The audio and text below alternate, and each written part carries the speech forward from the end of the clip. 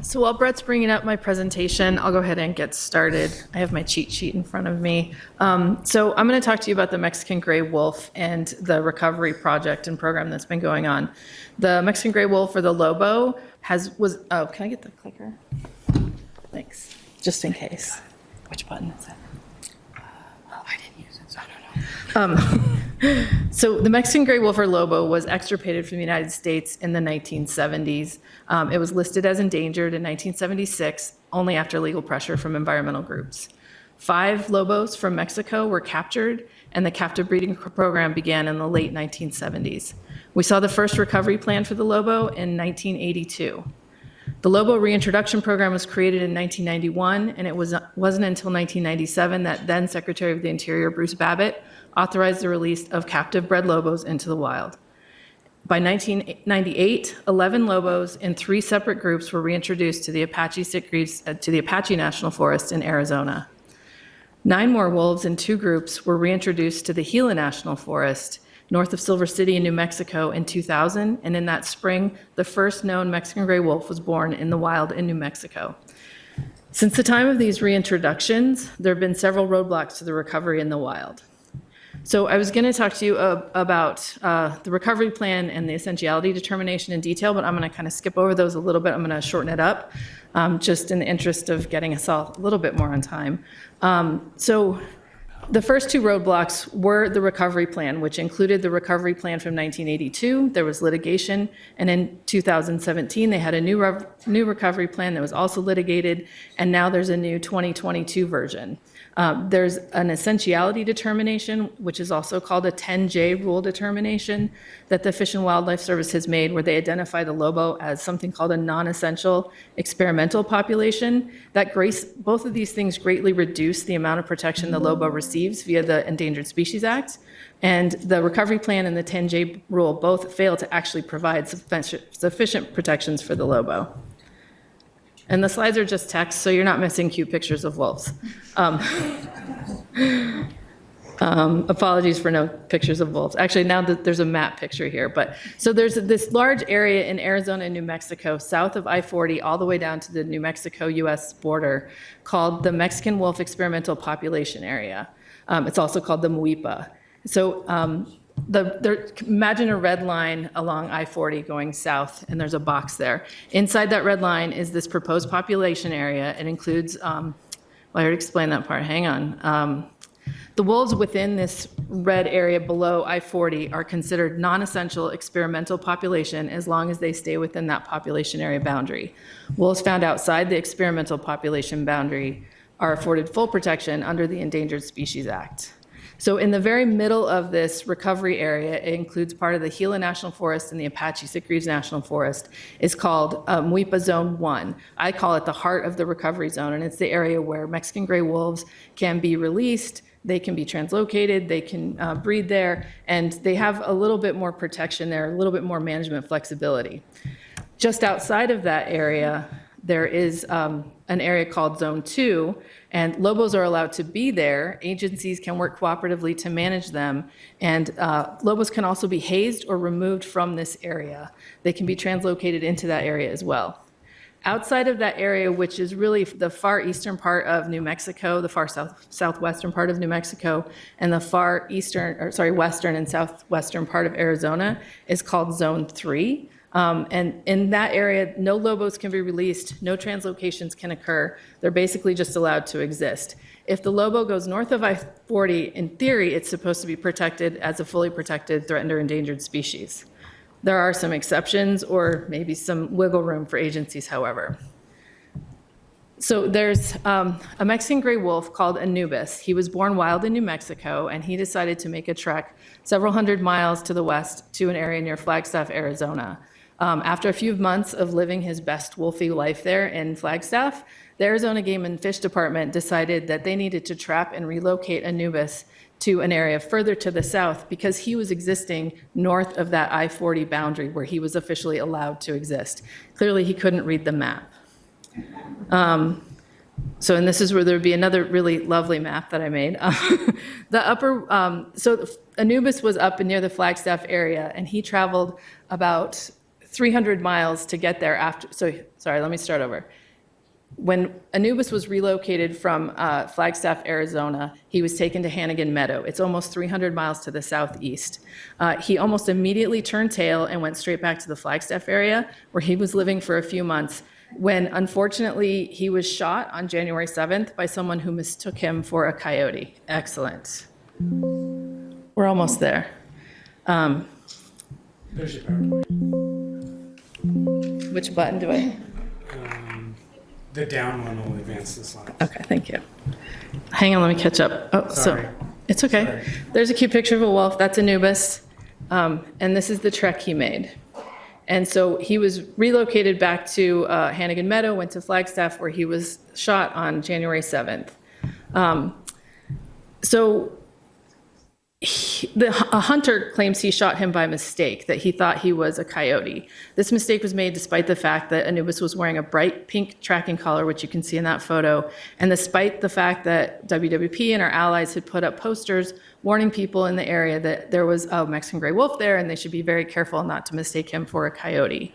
And that leads us to another roadblock, which is people claiming they can't tell the difference between certain species, one of which is protected by the Endangered Species, like a Mexican Endangered Species Act, like a wolf, or a coyote. And these people are not prosecuted for making this mistake because of something called the McKittrick policy. And it's just a decision by the federal government not to prosecute these people for accidentally confusing an animal for another.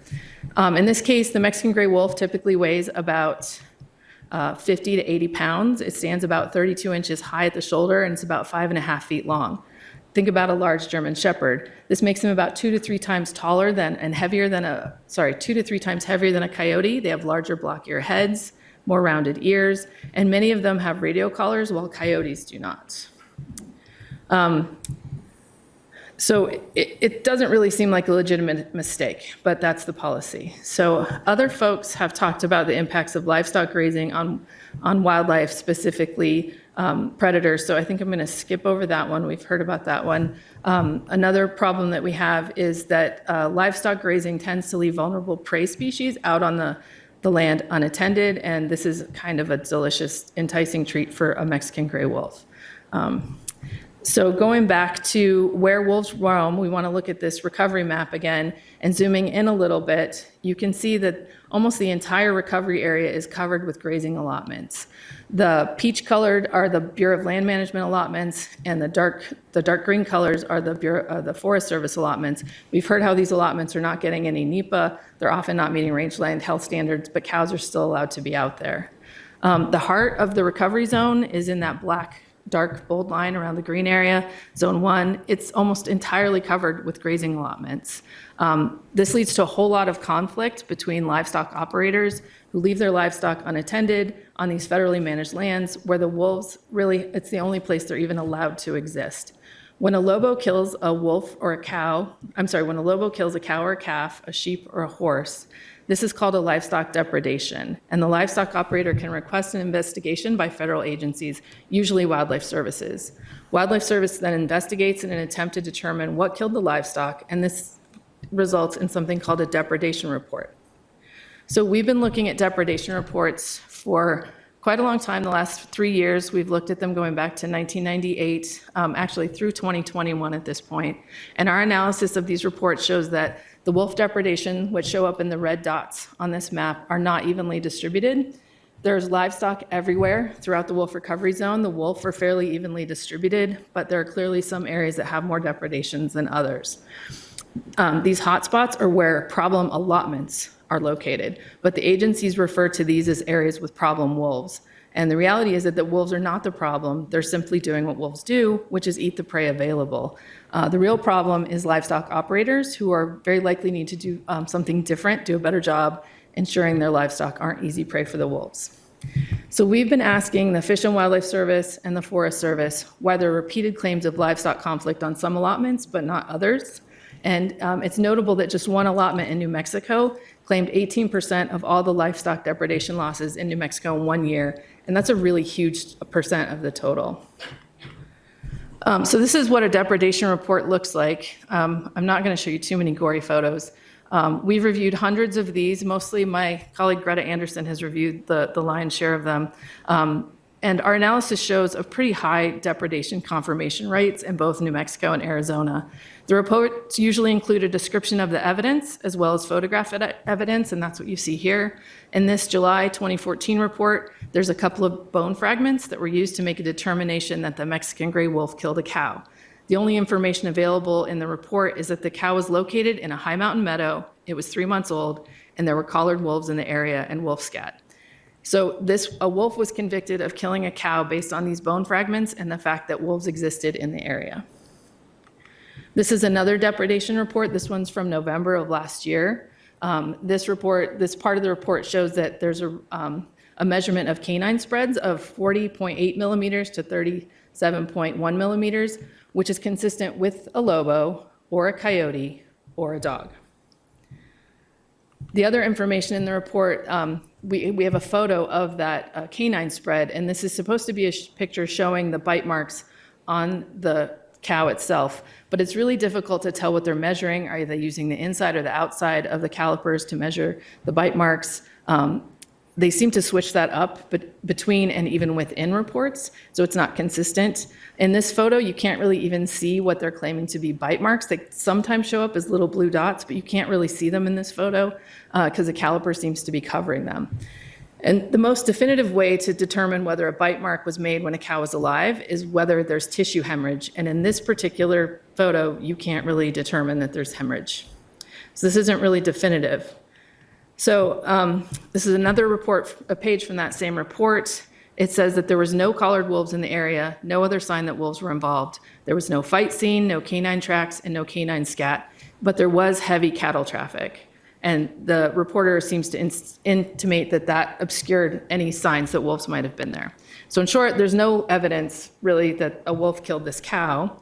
However, the wolf was convicted of the depredation. So no sign of wolves, no wolves in the area, canine spreads are ambiguous, and a wolf is guilty. And after a certain number of depredations, a wolf can be removed or killed. So this leads us to an opportunity to ask the question, why are there repeated claims of livestock conflict on some allotments, not others? As I said, one allotment claimed 18% of these allotment losses. Maybe they need to do something different. And I think Michelle talked a little bit about what people can be doing differently, and we can move on from there. So you might wonder why depredation reports matter. Why is the accuracy of them important? And it's because, as I said, a wolf can be removed or killed if it's convicted of killing too many cows. And this artificial fear of wolves or belief that wolves are killing cows can reduce political impetus or political motive to support the reintroductory program, and it can also create fear in the community, which reduces the coexistence, the ability for people to want to have coexistence with the wolf. So as a part of the work, as a part of the result of the work that we did looking at these depredation reports, journalist Spencer Roberts recently published an expose in The Intercept on the misleading and possibly fraudulent claims that wolves are killing livestock.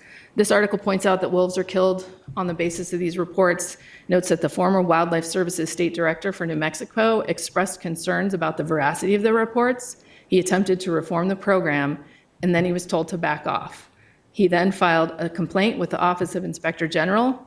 Then he was transferred out of New Mexico, and he ended up eventually filing a whistleblower complaint. I highly recommend that you check out this story, and I believe Spencer is here today, and it would be great if you could chat with him as well.